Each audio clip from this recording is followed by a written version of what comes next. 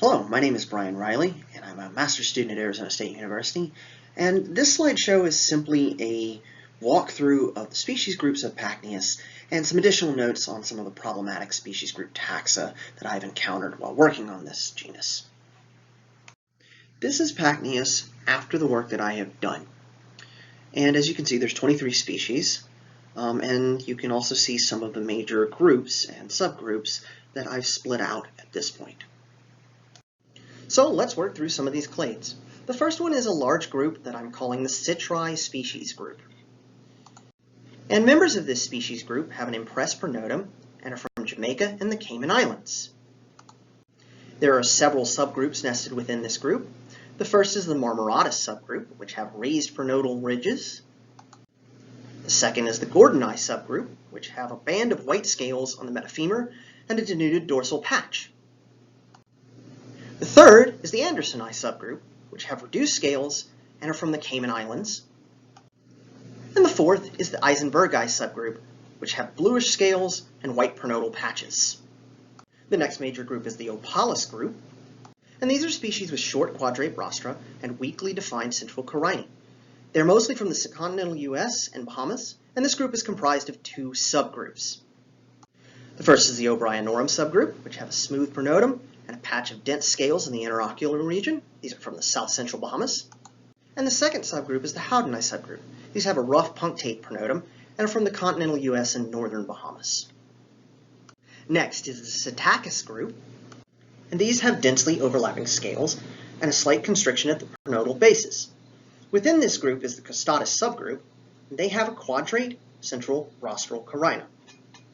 There's the Pater group, and these have raised rostral carinae with deep depressions between them.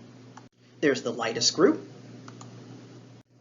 These have dentiform humeral projections. The central Cuban specimens of this group are problematic. They're either cryptic species or a lot of variation in Litus, and as a note, Litus is regularly moved around with citrus and not, despite what the literature suggests, native to the United States. We have the Havana population. And then there's a few one-off species. The first is Azarescens. These have tumescent rostra. These are Cuban, but introduced into Florida, which has not been reported previously. And lastly is Someri. This is a species that's been moved around a bit. It's not very typical of the genus because it has a long rostrum and patches of shaggy, elongate scales that are more similar to those in Jamaican species of Exophthalmus cinculato. It makes me think that this may be a basal species in this genus. So there's your species. What issues still remain with this genus? Well, first, Citri has multiple morphs. There's a pink one that I think is probably just a preservation artifact. There's a typical blue morph, and then they get bigger and gray in the Blue Mountains. I think this is just plasticity, but I'm not sure. And as I mentioned, central Cuban Litus specimens are problematically variable. And there's limited data. Many specimens are just labeled Cuba. This may be multiple species, but I'm not sure. Lastly, Azarescens is really variable, but that variation doesn't seem to correspond to populations. So maybe it's just a really variable species? And just to end on a fun note, here are all the namesakes of the species that I'm naming.